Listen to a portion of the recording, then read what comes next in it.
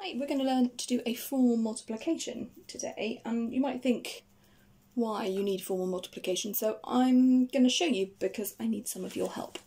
So here I have a box of chocolates, and I need to know how many chocolates there would be if I was going to share these in 3 boxes of celebrations.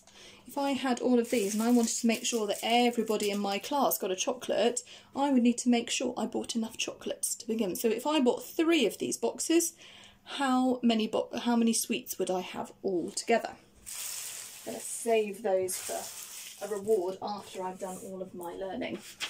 Let's look at that as a question. I have a box of sweets with 26 chocolates in. How many would I have in 3 boxes? Now, the first thing I will need to do is work out the kind of calculation I'm doing. I've already given you a clue here. It is a multiplication question.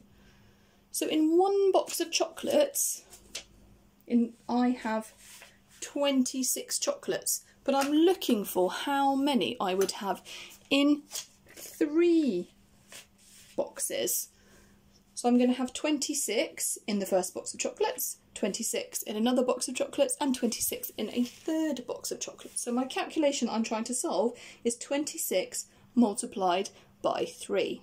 Okay, now I'm quite good at my times tables, and I do know my 3's, but I don't know 26 times 3. So I'm going to have to find a more formal method of working that out. So let's have a think. Okay, so 26 multiplied by 3. I'm going to start by building that and seeing what that looks like. So I'm going to build my 26. So I've got 2 10s from my Deans. And I've got my 6 1s there. Okay, and I'm going to build that 3 times because I've got 26 multiplied by 3, or 3 lots of 26. So I've got 1 set here, got another set there, and another one down here.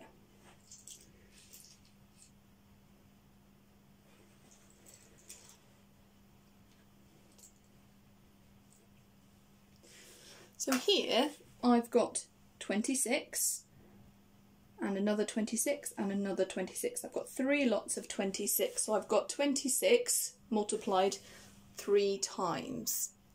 If I was going to calculate how much I've got, I would count how many 1s I have, count all of those together. So maybe to count that and make it easier, I might want to arrange them in a neater way. A bit like an array would be quite useful, making it much easier to count.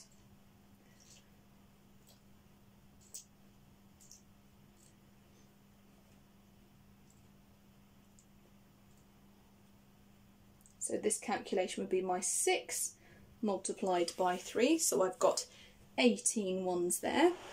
And then I have my 20 multiplied by 3, which gives me 60.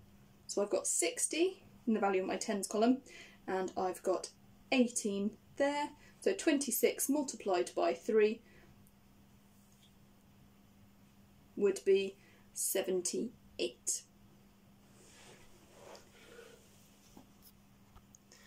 We're going to have a look at this 26 multiplied by 3 using an expanded method of multiplication.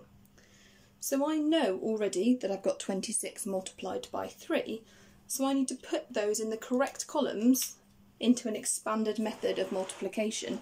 So the first number I put is my 26. So within 26 I have 2 10s and I have 6 1s. Okay, so I put my 2 10s in the 10s column and my 6 1s in the 1s column. Now I'm multiplying 26 by 3.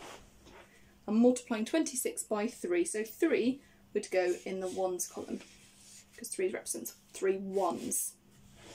Okay, The expanded method will multiply each of the columns, a bit like we've done here with the Deans, to make it really clear. So the first calculation I'm going to do is to do with the ones, and I'm going to do 6 ones multiplied by 3.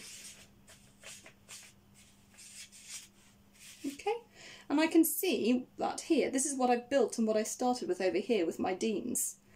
So I have 6 multiplied by 3, and 6 multiplied by 3 is 18. Now 18 is made up of 1 10 and 8 1s. So I put those in the column like that.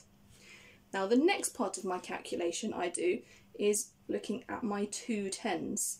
So 2 10s, also written as 20. I'm going to do 20 multiplied by 3. Now 20 multiplied by 3 is 60, or 6 10s, so I'm going to put my 6 10s in here. Mustn't forget my placeholder in the ones column. And then looking at these two parts, I'm going to add these two answers together. So I'm going to start with my ones. I have 8 ones, add 0 ones. And then I have 1 10, add 6 10s. So my answer of 26 multiplied by 3 is 78.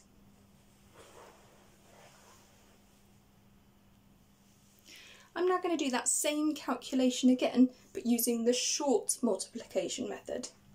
So we had the expanded method, which multiplied and then added the answers together, and now we're doing the short method. So again, I need to set out my question carefully into the right method.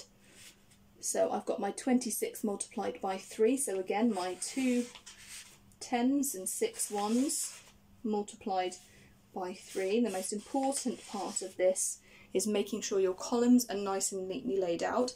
I always am going to start with my 1s, so I'm going to again do my 3 multiplied by 6, or 6 multiplied by 3. Remember, it doesn't matter which way you multiply, multiplying is commutative, so 6 multiplied by 3 is the same as 3 multiplied by 6, so whichever way you find that easier.